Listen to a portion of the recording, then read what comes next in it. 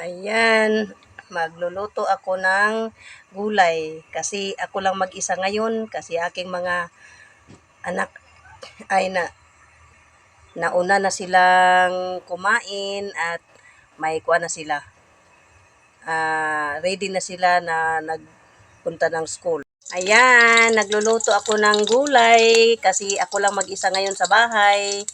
Kasi ang aking mga anak na nag-school na ay tapos na sila na kumain na sila kanina, may iba silang ulam sa kanila at may baon na sila, ready na sila. Yan, ako na lang mag-isa, luto na lang ako sa aking ulam, maggulay ako. Ayan, nailagay ko na ang mga gulay at wala mang magbi-video kaya hindi ko siya mahalo na mag-isa kasi wala man mag-video. Ako lang man dito sa bahay. Kaya paisa-isa ko na lang na aking pinapakita sa inyo ang aking pagluluto ng gulay. Ayan, hinalo-halo ko na. Hinalo-halo ko na sila. Ayan, at medyo busy kasi may magbili pa. Punta ka pa ng paninda mo kasi may magbili pa na maiwan-iwan ito. Naku, muntik masunog ang kawali.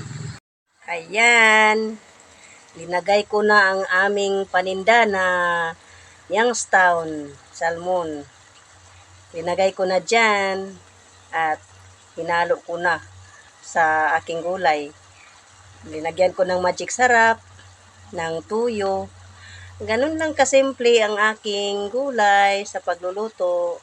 Wala mang ibang sangkap kasi kulang sa budget. Ayan. Haluin ko na naman ito ngayon at ilagay ko na naman ang pun kasi wala mang magkuan sa pon para haluin ko yan. Kaya ganyan lang siya muna at haluin ko siya ngayon. Ayan na, nahalo ko na at takpan ko na ngayon para lutuin na lang siya. Maluto na lang siya. At isipin ko na lang na meron pa yang halo na iba. Gaya ng karni. Yan, hanggang imagination na lang ang inyong kasinggol. Kasi malabo mang makayanan ang mga ganong mga halo sa aking gulay. Kaya yan lang, sardinas lang muna tayo. Yan mga kasinggol, kumukulo-kulo na ang aking gulay. Isiningit ko lang pala ito mga kasinggol sa pag-video para makagawa ako. Isiningit ko lang ito kasi ako ay nagsusuporta ngayon sa aking mga kaibigan, sa aking mga kasama. Nagsusuporta ako sa kanila.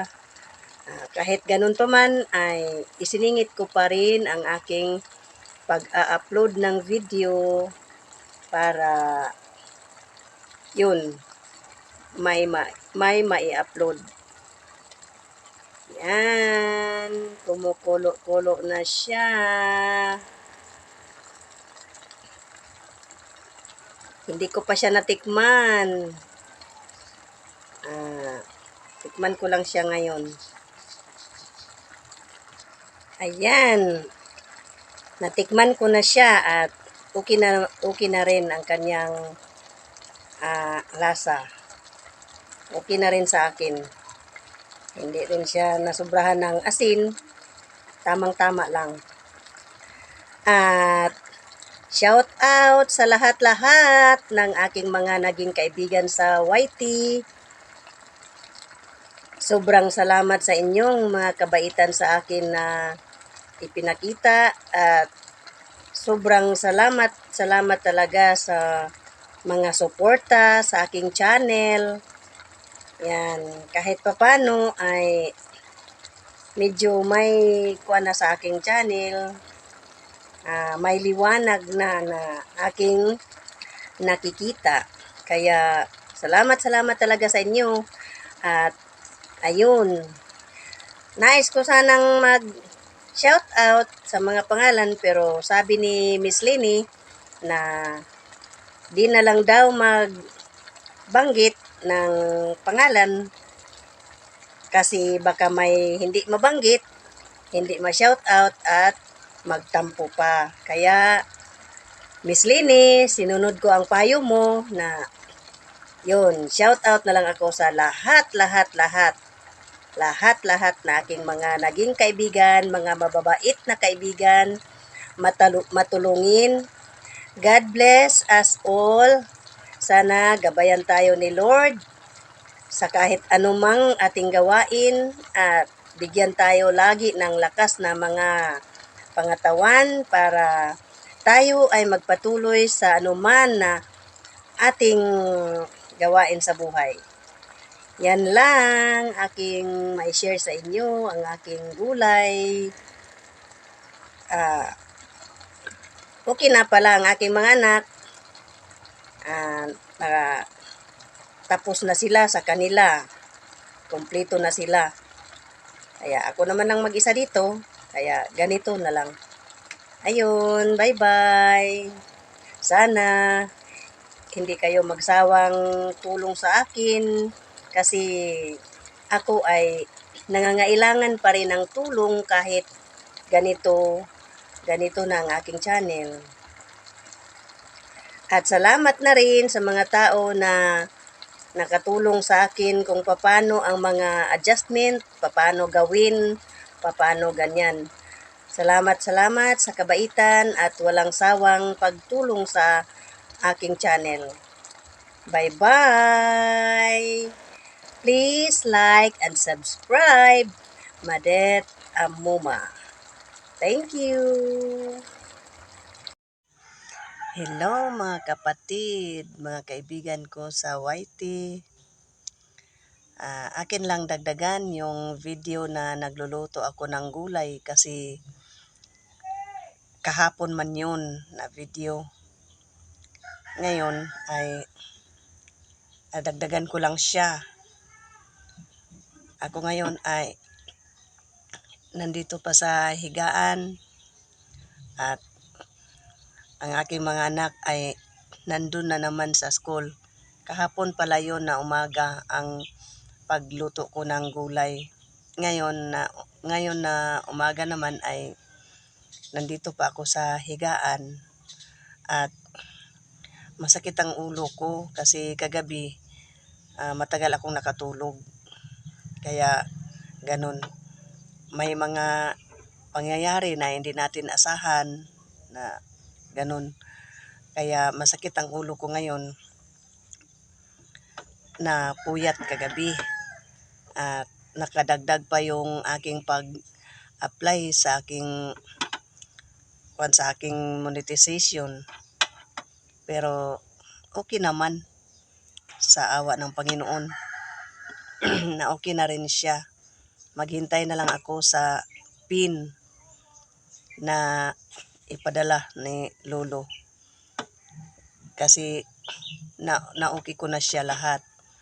Pero nagpapasalamat lang din ako kasi yung sabi ko na nangangailangan pa rin ako ng tulong kasi may mga panahon pa talaga na hindi ko maintindihan kung ano ang mga ibig sabihin. Kaya yun, may kaibigan pa ako na naabala ko na matanong ko na kung paano ito kasi first time kong gumawa ng mga ganito. Bobo pa naman ako. Yan. Hindi madali ang pag-intindi sa kahit anumang mga bagay. Kung merong mga apply, mga fill up, Ganyan kasi ang aking grade 8 ay busy rin siya sa kanyang asikaso sa kanyang school. May kuan din siya kung gumamit man siya ng phone ay palagi din siyang busy sa kanilang school. Kaya ako na lang ang pupursigi talaga na ganon ang aking kuan. Buti na lang at may open akong mga kaibigan na kahit 10 oras na ng gabi, matanong ko sila kung paano gawin ay masagot man din ako nila.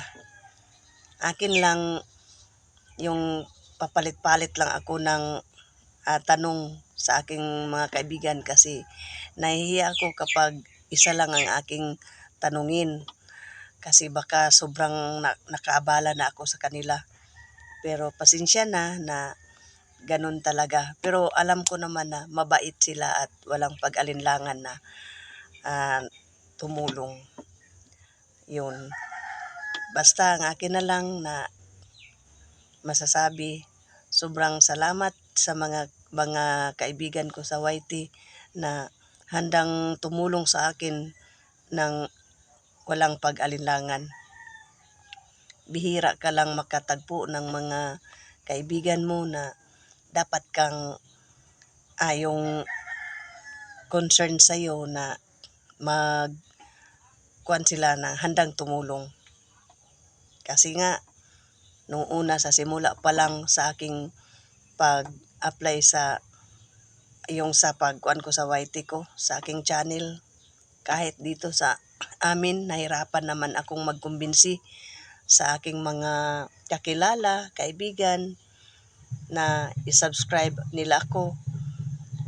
Yun, hindi ko makalimutan yun kung ano ang aking mga pinagdaanan.